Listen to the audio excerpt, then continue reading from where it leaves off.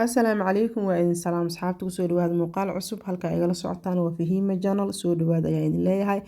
maanta waxaa idin wadaa muuqaal aad u fiican haddii aad iscaateynaysid ama aad ku jirtidba waqtigii aad iscaateynaysid waxaa u baahan tahay quraac ama qado ama casho yar oo fudud inaad isticmaashid cuntooyin culus uma baahnid marka maanta waxaa idinla wadaagayaa quraac yar oo fudud aan inaba caadi ahaynin waxaa u baahan tahay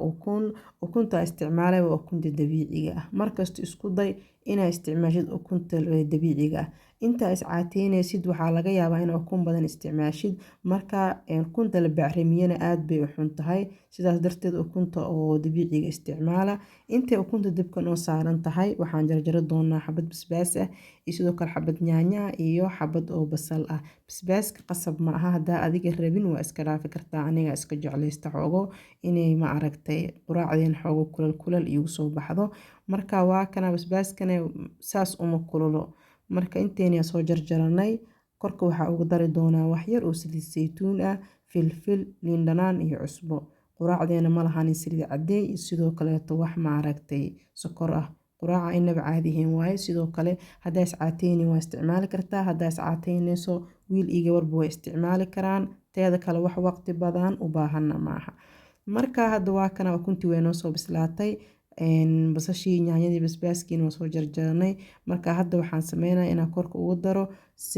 saliidii iyo sidoo kaleeto liintii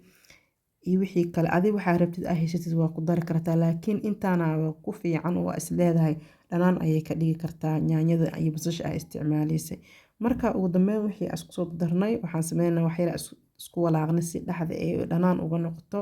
liin iyo filfil iyo sidoo kaleeto saliidda saytuunka ah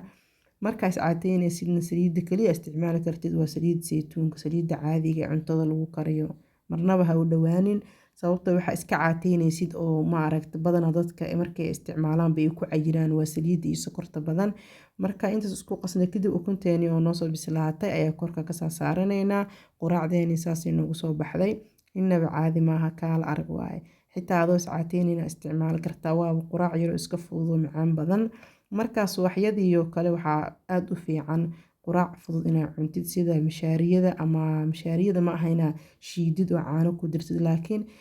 boorashka mishaariyada camal ayaa karinaysaa subaxyadiiyo kale quraacda aad ay ugu fiican tahay ama rootiga qamadiga ka samaysan ama sidaanoo kalena ukun aa karsatid ama xitaa burka qamadigoo kale xataa inaad quraac aa ka samaysatid aad bay runtii burka qamadiga u fiican yahay haddii aad ku jirtid iscaateyska marka quraacdeeni maanta waa kana ujeedaan 3 xabo ukun waa waxaa isticmaalayo xabad yaanyo ah xabad oo maxaa la dhahaa basasha ma wada isticmaalay jawaabka isticmaalay basbaas yar iyo sidoo kale wixii aan kusoo dhanaaniyay waa wada aragteen maasha Allah inay caadi ma ka faa'iideysto walaalihiin aad baa u mahadsantihiin markastana way fiican tahay in la isdhuubo haddii aad tahay qof buuran oo markasta isteelkaaga uu qash yahay sida ugu fudud aad ku qurxanaa karta ama jirkaaga uu ku qurux badnaan karo waxay tahay inaa iscaateyso baruurta iska shiisho markaa sida kale xataa marka isteelka laga soo tago waxaa jirta in maaragta caafimaad ahaan ee u fiicneenin inaad tahay qof buuran oo kale